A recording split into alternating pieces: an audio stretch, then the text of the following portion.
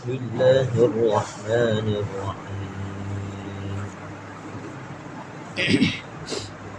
ألم تر إلى الذين نافقوا يقولون لإخوانهم الذين كفروا من أهل الكتاب لئن أخرجتم لنخرجن معكم ولا نطيع فيكم أحدا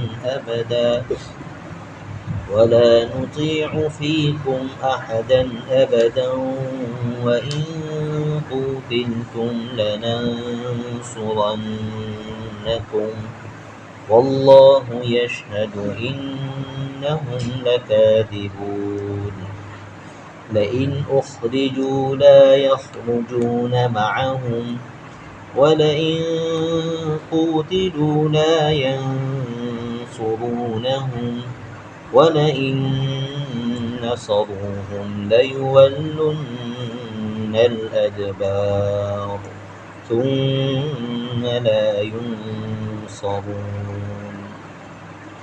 لأنتم أشد رهبة في صدورهم من الله ذلك بأنهم قوم لا يفقهون لا يقاتلونكم جميعا إلا في قرى محصنة أو من وراء جدر بأسهم بينهم شديد تحسبهم جميعا وقلوبهم شتى ذلك بأنهم قوم لا يعقلون كمثل الذين من قبلهم قريبا ذاقوا وبال أمرهم ولهم عذاب أليم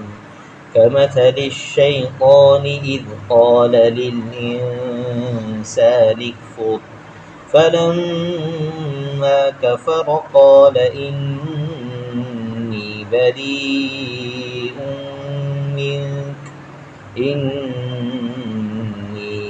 أخاف الله رب العالمين فكان عاقبتهما أنهما في النار خالدين فيها وذلك جزاء الظالمين صدق اللہ العظیم۔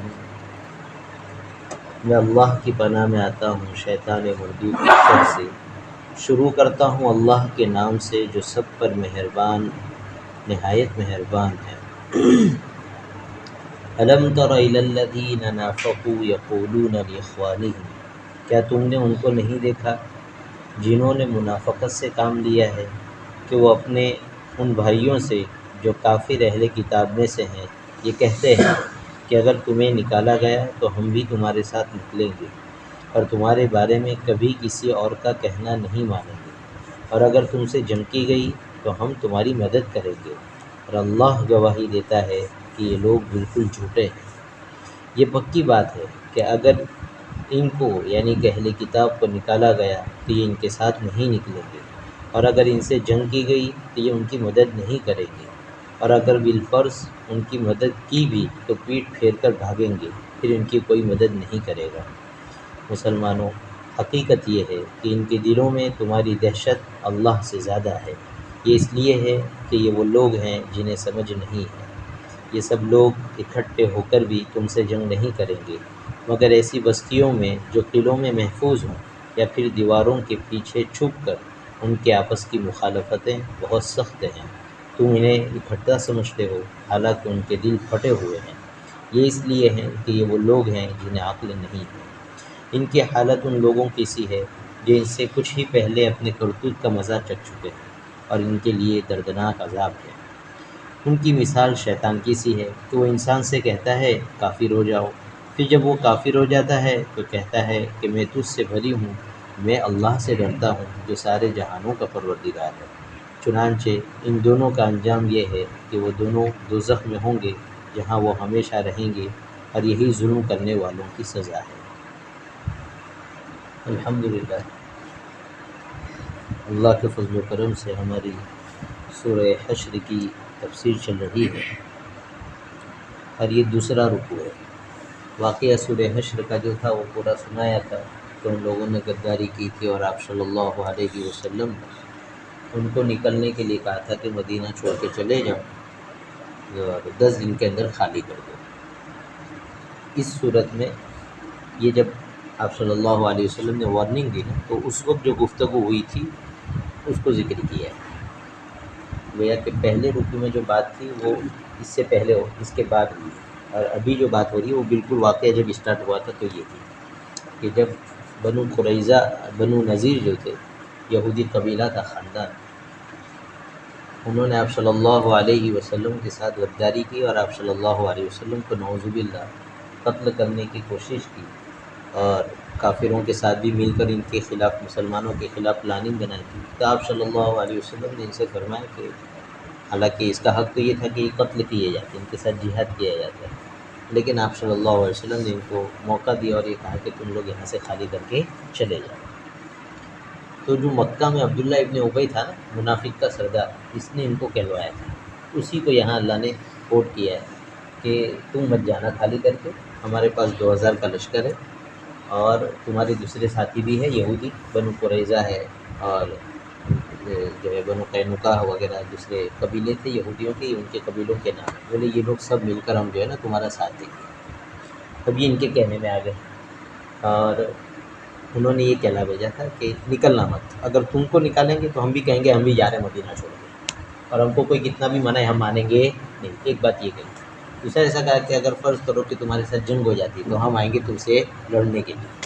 تو اللہ نے یہ کہا، اللہ فرماتے ہیں کہ الم تر الی الذین نافقوا یقولون لاخوانهم الذین کفروا من اہل الکتاب لئن اخرجتم لنخرجن معکم ولا نطیع فیکم احدا ابدا۔ اللہ کہہ رہے ہیں یہ جتنی بات کریں نا سب بکواس ہے۔ کیا ہے؟ اللہ یشہد انہم لکاذبون، اللہ گواہی دیتا ہے کہ یہ جھوٹے ہیں۔ مطلب یہ ہے کہ اگر ان کے بنو نذیر جن کے ساتھ معاملہ ہو رہا ہے ان کو اگر نکالیں گے نا تو یہ مدینہ سے نکلنے والے نہیں، اور فرض کر لو کہ اگر جنگ ہو گئی تو یہ آ کے کھڑے رہنے والے نہیں، اور فرض کر لو سپوز کر لو کہ آ کے کھڑے بھی رہے تو بھی کوئی فائدہ ہونے والا نہیں، ناٹ جائیں گے، ہو جائیں گے، ناٹ جائیں گے۔ چنانچہ قرآن نے پہلے پیشن گوئی کی تھی، اور پھر جب بنو نذیر کا قصہ پیش آیا اور آپ صلی اللہ علیہ وسلم نے اور اسلامی لشکر نے ان کے چاروں طرف سے گھیرائی کی تو مدینہ میں سے کوئی بھی منافق آیا نہیں، اور ساتھ میں جب ان کو نکالا گیا تب بھی کوئی منافق وہاں سے نکلا نہیں۔ تو اللہ نے پہلے ہی کہہ دیا تھا کہ یہ لوگ کچھ کرنے والے نہیں۔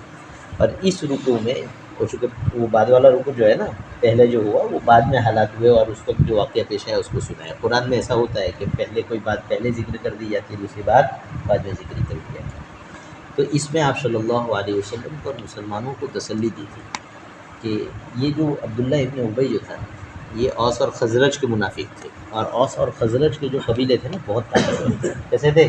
بہت طاقتور، جو مسلمان ہوئے وہ بھی اور جو منافق ان میں رہ گئے تھے وہ بھی۔ تو ایک آدمی کو رہتا ہے نا بیک گراؤنڈ کا ٹینشن کہ یار یہ لوگ تو بہت جھگڑالو لوگ ہیں، بہت جنگجو لوگ ہیں۔ تو یہاں قرآن نے جو ہے تسلی دی ہے کہ تم بالکل ٹینشن مت لو، کہ ایسا مت سوچو کہ یہ لوگ پہلے کے زمانے میں یعنی زمانے جاہلیت میں بہت لڑے ہیں تو شاید ہو سکتا ہے کہ ہمارے سامنے آ جائے لڑنے کے لیے۔ اللہ کہہ رہے نہیں، ان کے دل تو تم سے ہی کانپتے ہیں۔ کس سے کانپتے ہیں؟ تم سے بہت ڈرتے ہیں یہ لوگ جی۔ اور وجہ کہہ رہے ہیں کہ یہ اتنے بے عقل اور بے سمجھ لوگ ہیں کہ مجھ سے، یعنی اللہ کہہ رہے ہیں کہ مجھ سے زیادہ تم سے ڈرتے ہیں۔ کیسے؟ یہ کہہ رہے ہیں اگر مجھ سے ڈرتے ہوتے تو منافق تھوڑی ہوتے، مسلمان ہو جاتے۔ ان کا کفر تو مجھے پتہ ہے نا، تو منافق اس کا مطلب ہے کہ مجھ سے نہیں ڈرتے، اور تم سے ڈرتے ہیں تو اس لیے ڈرتے ہیں کہ اگر ہمارا کفر سامنے آ گیا تو ہم پکڑے جائیں گے اور مسلمانوں سے ہم کو کوئی بچا نہیں سکتا۔ لأنتم اشد رہبۃ فی صدورہم من اللہ۔ پھر اللہ فرماتے ہیں ذالک بأنہم قوم لا یفقہون، کہہ رہے ان کی یہ جو سوچ ہے نا کہ بھائی اللہ سے نہیں ڈرتے اور مسلمانوں سے ڈرتے ہیں، ان کی شان شوکت سے ڈرتے ہیں، طاقت سے ڈرتے ہیں، تو کہہ رہے ہیں یہ ناسمجھ لوگ۔ کیوں ناسمجھ ہے؟ تھوڑی سی عقل سے سوچے کہ مسلمان کو شان ملی کیوں؟ مدینہ میں جو شان اللہ نے مسلمانوں کو دی تھی وہ اللہ سے وفاداری کی وجہ سے تھی۔ تو مسلمانوں کو غلبہ دینے والا، ان کو کامیاب کرنے والا، ان کا رعب لوگوں کے دلوں میں ڈالنے والا تو اللہ ہے۔ تو لاجک تو یہ کہتا ہے نا کہ جس نے یہ سب کچھ کیا اس سے ڈرنا چاہیے، یہ الٹے مسلمانوں سے ڈر رہے ہیں۔ کس سے ڈر رہے ہیں؟ یہ چیز بہت سمجھنے کی کہ دنیا میں جو واقعات اور قصے ہوتے ہیں تو کافر کی نگاہ جو ہوتی ہے نا وہ صرف ظاہری اسباب پر رک جاتی ہے جا کر کہ یہ سب یہ لوگ کر رہے ہیں۔ جیسے ہمارے ملک میں ابھی حالات ہے تو ہم لوگ یہیں تک جاتے ہیں کہ یہ لوگ کر رہے ہیں، اس کے پیچھے ہم نہیں سوچتے ہیں کہ اس کے پیچھے کے جو ریزن ہے وہ اللہ کی جانب سے حالات آئے ہیں۔ کن کی جانب سے آئے ہیں؟ اللہ کی جانب سے۔ اور احادیث میں اس کی جو ہے صراحتیں موجود ہے کہ تم یہ کام کرو گے تو ہم تم پر ظالم مسلط کریں گے۔ تو ہم لوگ یہ نہیں سمجھتے، ہم سب تدبیریں کریں گے کہ لوگ ہٹ جائے، یہ کر جائے، لیکن جو اسلام کی تدبیر ہے نا وہ ہم کرنے کے لیے تیار نہیں ہے، جو اللہ نے بتائی ہے۔ کس نے بتائی ہے؟ اللہ نے بتائی۔ بھائی سود کھاؤ گے، زنا کرو گے، گانے گاؤ گی، جی حرام کاریاں کرو گے تو ظالم مسلط ہوں گے، سیدھی سیدھی بات ہے۔ اور اللہ ذلیل کر دے گا اپنی مخلوق کو مسلط کر کے۔ اللہ کا یہ نظام رہا ہے بنی اسرائیل میں۔ کس میں رہا؟ بنی اسرائیل، یہ یہودی تھے نا، حضرت موسیٰ علیہ السلام کی قوم، جب تک ٹھیک ٹھاک چلتے رہے اسلام کے مطابق اللہ نے ان کی خاندانوں میں بادشاہتیں رکھی، نبوت بھی دی اور کیا دی ہے؟ بادشاہت بھی دی، دنیا کی بھی عزت، آخرت کی بھی عزت۔ لیکن جیسے ہی لائن سے ہٹے نا تو پھر اللہ نے بڑی بڑی طاقتوں کو ایسے ان پر مسلط کیا کہ بیت المقدس سے اس وقت کے برحق لوگ یہی تھے، جیسے آج لوگ مسلمان ہیں نا ہم لوگ، اس طرح اس وقت کی برحق امت کون تھی؟ یہ یہودی تھے۔ لیکن جب انہوں نے شریعت کو ٹھکرا دیا تو اللہ کہتے ہیں کہ ہم نے ان پر بندے مسلط کیے جو ان کو بیت المقدس سے جو ہے نا غلام بنا کر لے گئے۔ کیا بنا کر لے گئے؟ غلام۔ ان کے خزانے بھی گئے، ان کی اولادیں بھی گئی، ان کی بیویاں بھی گئی، سب ذلیل ہو گئے۔ پھر جب توبہ کی اللہ نے کہا کہ توبہ کرو، اور توبہ کرو گے تو پھر سے عزت دیں گے، اور پھر جب راستے سے ہٹو گے پھر ہم تمہارے اوپر بندے مسلط کریں گے، پھر ماریں گے۔ چنانچہ ایسا ہوا واپس، پھر ان لوگوں نے توبہ کی، سیدھے راستے پر آئے اور شریعت کو فالو کرنے لگے، اللہ نے واپس عزت دی۔ جب واپس عزت دی تو تھوڑے سالوں کے بعد ایک نسل سدھر کے سیدھی رہتی ہے، پھر دوسری نسل جس نے قربانی نہیں دی ہوتی واپس بھٹک جاتی ہے، وہ بھٹکی، پھر پٹائی کی ان کی اللہ نے، اور پھر ان کو وہاں سے نکال دیا۔ تو یہی سلسلہ چل رہا ہے۔ صحابہ کرام سے بھی جو ہے اللہ نے وعدہ کیا تھا کہ اگر تم سچے پکے مسلمان بن جاؤ گے لَيَسْتَخْلِفَنَّكُمْ فِي الْأَرْضِ، تو ہم تمہیں زمین میں خلیفہ بنا دیں گے، سلطنت تمہارے قدموں میں ڈال دیں گے۔ یہ قرآن کی وہ آیت تھی جو ایسے وقت میں نازل ہوئی تھی جب حالات بالکل اپوزٹ تھے، لیکن صحابہ نے وہ کر کے دکھایا تو اللہ تعالیٰ نے حالات بدلے اور بڑی بڑی سلطنتیں وہاں قدموں میں آ کر گری۔ لیکن ساتھ میں اسی آیت میں آگے اللہ نے یہ کہا تھا جب تک تم میرے ساتھ کسی کو شریک نہیں بناؤ گے اور میری عبادت کرتے رہو گے۔ چنانچہ جب تک یہ چلتا رہا اللہ نے پوری 1000 سال تک مسلمانوں کو ایسی حکومت دی ہے، پوری دنیا کا کنٹرول اللہ نے مسلمانوں کو دیا، پوری دنیا کا کنٹرول مسلمانوں کو دیا تھا۔ اور جیسے آج ہمارے نوجوان جی اور ہمارا سماج اور معاشرہ جو ہے ویسٹرن کلچر کو فالو کرتا ہے نا، ایسے اس زمانے میں عرب کلچر کو لوگ فالو کرتے تھے۔ اندلس کی تاریخ میں لکھا ہے کہ ایک مسلمان میں اور عیسائی میں فرق کرنا آسان، ان کا ڈریس، ان کا اٹھنا بیٹھنا پورا مسلمانوں کی طرح ہوتا ہے، یہ چیز۔ لیکن پھر وہ عیاشی شروع ہوئی، پھر معاملہ گڑبڑ ہو گیا۔ تو یہ ہے ذَلِكَ بِأَنَّهُمْ قَوْمٌ لَا يَفْقَهُونَ۔ جس آدمی پر بھی حالت آئے اس کا صحیح علاج یہ ہے کہ آدمی گناہ چھوڑ دے اور اللہ کی وفاداری شروع کرے، حالات خود بخود درست ہوں گے۔ ہمارا مسئلہ کیسا ہے؟ ہمارے حالات بگڑتے ہیں، ہم مسلح پکڑنے کے بجائے عامل صاحب کے پاس جاتے ہیں، باوا صاحب کے پاس جائیں گے، اس کے پاس جائیں گے۔ ہمارے یہاں ایسے کوئی واسطے نہیں، ہمارا واسطہ اس اللہ سے ہے جو دل کے راز جانتا ہے، وہ آہیں سن لیتا ہے جی۔ تو ہم کیا ادھر جائے ادھر جائے، ہمارا تو سیدھا کنیکشن اللہ کے ساتھ جڑا ہوا ہے۔ وہ عالم الغیب ہے، دل کے راز جانتا ہے، ہر ایک کی مجبوری جانتا ہے، ہر ایک کے مسائل جانتا ہے۔ آدمی جائے تو صحیح اللہ کے سامنے، وہاں نہیں جائیں گے، دوسرے مسائل کریں۔ اللہ ہمیں اس کی سمجھ عطا فرمائے۔ تو فرماتے ہیں ذَلِكَ بِأَنَّهُمْ قَوْمٌ لَا يَفْقَهُونَ، یہ ایسے لوگ ہیں جو سمجھتے نہیں۔ لَا يُقَاتِلُونَكُمْ جَمِيعًا، یہ ایک ساتھ تمہارے ساتھ لڑنے والے نہیں ہیں۔ ان کی بہت ہمت ہو گئی تو یہ کیسے لڑیں گے؟ سیفٹی والے سسٹم کے ساتھ، کہ کوئی ان کو قلعہ مل جائے وہاں چھپ کے لڑیں گے، دیواروں کے پیچھے سے لڑیں، کھل کر سامنے آنے کی ان کی ہمت نہیں ہے۔ بَأْسُهُمْ بَيْنَهُمْ شَدِيدٌ، کبھی آدمی ایسا سوچتا ہے کہ چلو صرف مکہ کے مدینہ کے جو منافق ہے وہ نہیں لڑیں گے ہمارے ساتھ، لیکن سب اگر ایک ساتھ مل کر آ گئے تو بنو قریظہ آ گئے، بنو نذیر آ گئے، مدینہ کے منافق آ گئے تو کیا ہوگا؟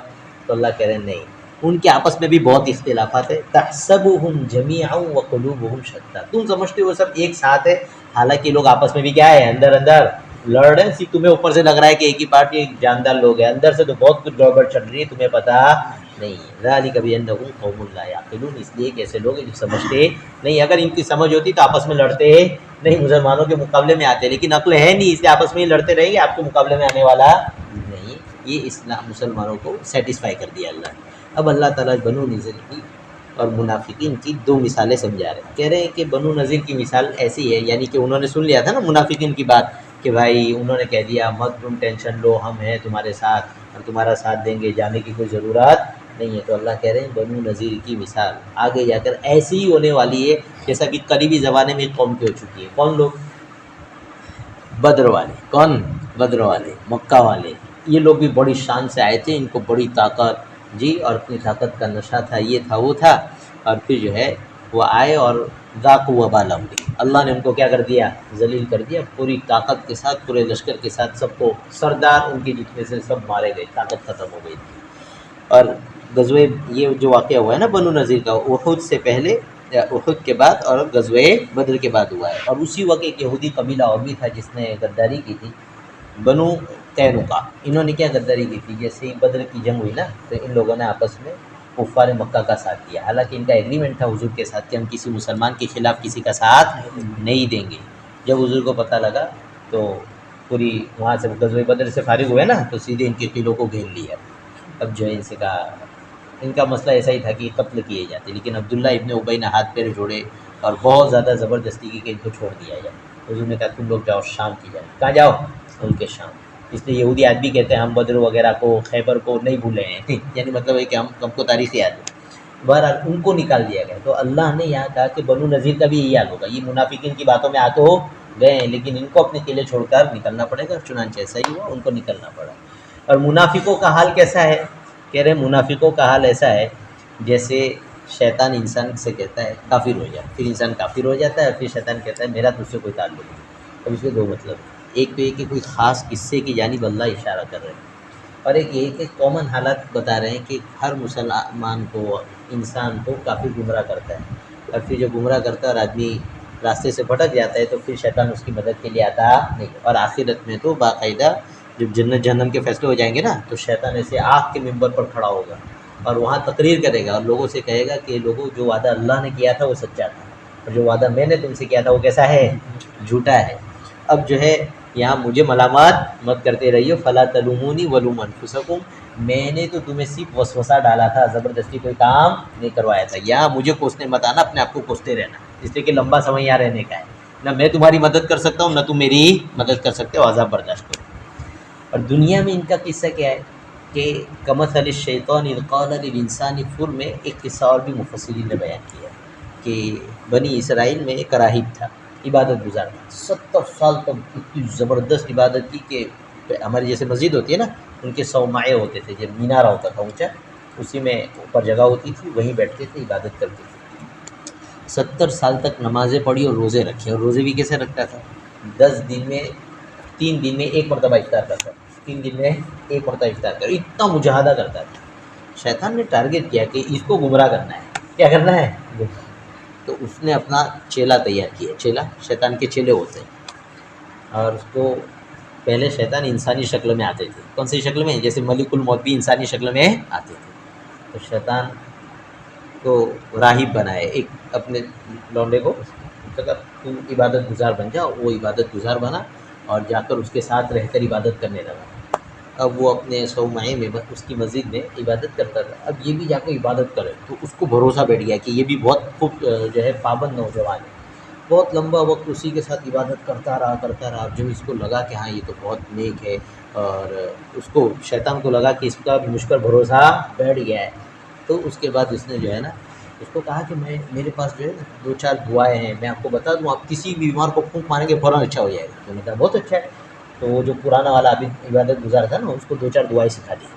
اب شیطان نے کیا کام کیا، اب یہ جاتا تھا پبلک میں اور شیطان بولتے نا جھپٹ پہ آ گیا، نہیں بولتے ہم لوگ، اس طرح جھپٹ مار دے کسی بھی انسان کو تو اس کو بخار چڑھ جاوے، اب یہ لے کر جاوے کس کے پاس؟ راہب کے پاس اوپر، اور وہ پھونک مارے نا تو شیطان اپنا اثر ختم کر دیتا، دعا تو ٹھیک ہے اپنا اثر ختم کر دیتا، تو فوراً اچھا ہو جاؤ، تو اس کی تو بہت شہرت ہوئی کہ بھائی یہ تو بہت زبردست حامی لیں گے، نہیں یہ نا وہ چل جاتا ہے اس میں۔ پھر شیطان نے دیکھا کہ اب مارکیٹ گرم ہے، پھر اس نے اس قبیلے کی سردار کی بہت خوبصورت نوجوان لڑکی تھی اس پر اپنا اثر کیا، اور وہ بیمار ہوئی اور اس کو لے کر گیا کہاں؟ صومعہ میں اس عابد اور عبادت گزار کے پاس. اور پھر جو ہے جیسے ہی بیمار ہوئی اس نے دعا پھونک ماری، اتنا اپنا اثر ہٹا دیا، اچھی ہو گئی. پھر 2-3 دن کے بعد واپس بیمار، واپس لائے، یہاں تک کہ بار بار آنے کی وجہ سے کنیکشن بن گیا، اور تنہائی کا ایسا موقع ملا کہ اس عبادت گزار کو شیطان نے اس کے ساتھ زنا میں ملوث کیا. اور جب زنا ہوا تو حمل رہ گیا. اب حمل رہ گیا تو اس کو ٹینشن آیا، تو شیطان نے اس کو مشورہ دیا اس کو قتل کر دیا. وہ جو آیا تھا نا عبادت گزار، اس نے قتل کر دیا اور وہاں دبا دیا. اب یہ گیا پبلک میں، اور پبلک کو جا کر کہا کہ اس نے زنا کیا ہے، وہاں قتل کیا، وہاں دفن کیا ہے. اور پوری پبلک آئی، انہوں نے اس کے جو صومعہ تھا وہ توڑ دیا اور اس کو سولی پر چڑھانے لگے. تو اس وقت شیطان واپس اس کے پاس گیا عبادت گزار، نے کہا کہ دیکھ اب تو گیا، بچنا ہے؟ بولے ہاں. تو بولے مجھے سجدہ کر دے. کیا کر دے؟ سجدہ کرتے، ابھی بچا لوں. تو اس نے دیکھا کل کائنات تو لٹی ہوئی ایسے ہی، اس نے سجدہ کر دیا. اور یہاں دیکھو آدمی جیسے گناہوں سے قریب جاتا ہے نا، اس کے لیے اس سے بڑا گناہ کرنا آسان ہو جاتا ہے. سنیں ہم لوگ سوچتے ہیں نا کہ زنا کر لیں گے، شراب پی لیں گے، گانے سنتے رہیں گے تو کیا فرق پڑ جائے. نہیں، ہر گناہ دھیرے دھیرے اپنا اثر دکھاتا ہے، یہاں تک کہ دل کی حس ہوتی ہے نا وہ ختم ہو جاتی ہے. اس کا بھی ایسا ہوا، دل کی حس ختم ہو گئی، اس کو ایمان اور کفر میں فرق نہیں رہا، فوراً سجدے میں گرا. جیسے سجدے میں گرا تو پھر کہا مجھے بچا لے. تو کہا نہیں، انی بری ہوں من کا.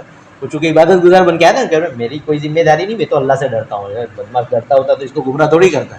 پھر اس نے کہا کہ دیکھ میاں میں تو شیطان ہوں اور میں آیا ہی تھا تجھے برباد کرنے کے لیے، میرا کام ہوا اب میں چلا. تو یہ ہے اللہ کہہ رہے ہیں کہ ایسی مثال ان کی ہے کہ منافقوں نے ان سے کہا بنو نذیر سے مت نکلیو مت نکلیو، ہم آئیں گے نہ آئے نہیں.